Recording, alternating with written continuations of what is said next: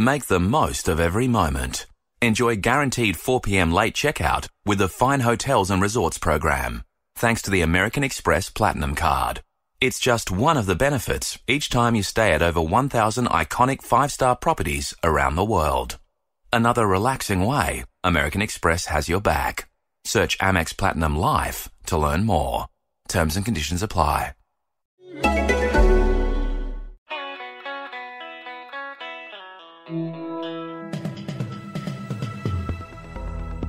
You're listening to the Betoota Advocate's weekly news wrap on Desert Rock FM 96.5.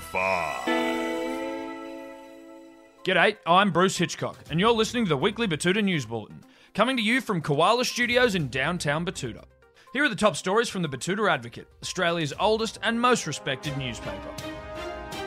First up, and Barnaby's back at it again. The maverick former leader of the Nationals has catapulted himself back into the spotlight this week after accepting an offer of $150,000 to sit down with some diet version of 60 Minutes called Sunday Night. In explosive documents leaked to The Advocate, it can be revealed that Joyce was offered a 10-pack of Bundy and Colas and a packet of smokes by the ABC.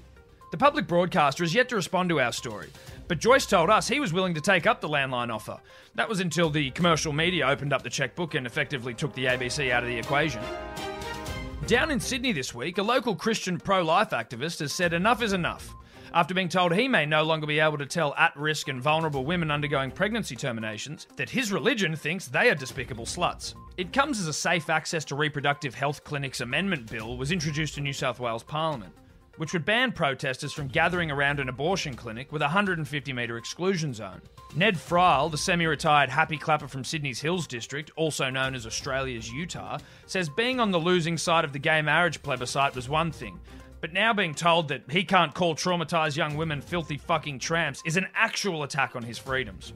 He said to our reporters, "What about free speech? I have the right to spend every waking minute outside an abortion clinic verbally assaulting young women going through a very complex and traumatic time of their lives." Sam Bucker from Mossman in Sydney's leafy north commented on our story, saying that it's a real shame what the world is coming to, and that he can't even write racial abuse with his own excrement on somebody's car without having the PC brigade jumping down his throat. And back home in the Diamantina Shire, an inner-city lefty has pretended to recognise the suburb his Uber driver lives in. The young digital marketing director was grabbing a lift home from a trendy bar in the French Quarter this week, when in a drunken attempt to make conversation, he asked the driver where he was from. Upon being told the driver lived in River Lakes, the young man pretended to be familiar with the suburbs on the outskirts of town, asking, "Oh yeah, just off the M1, eh?"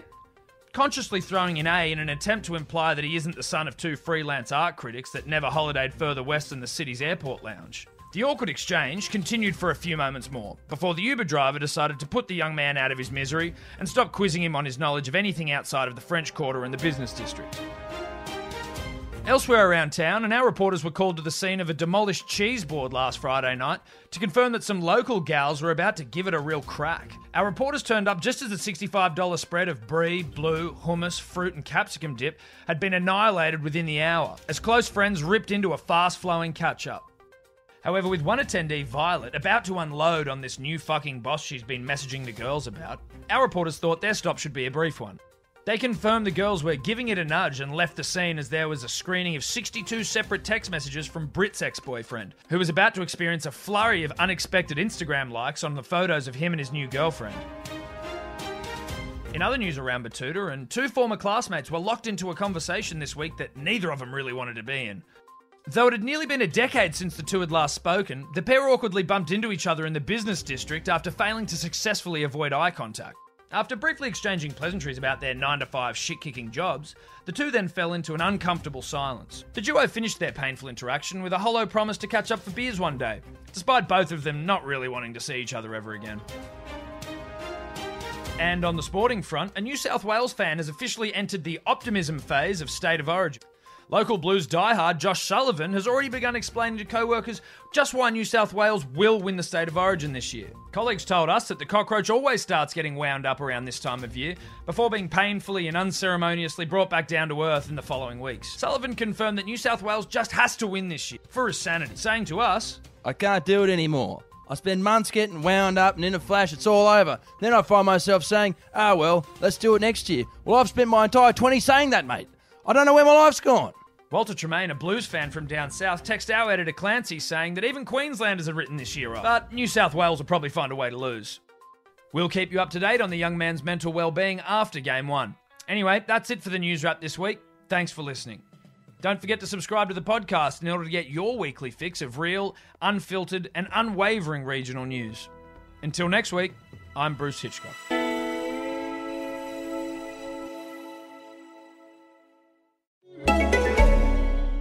Great listeners are great learners, right? Well, hear this. Zookle has the cheapest textbooks with up to 70% off. You can even rent them. With a lowest price guarantee and free delivery for orders over $50, the only question is, what are you waiting for? Apart from the end of your podcast. From Shakespeare to marketing to essay writing to video production and everything in between, check out Zookle. Use the code ZooklePodcast for $5 off. Zookle.com.au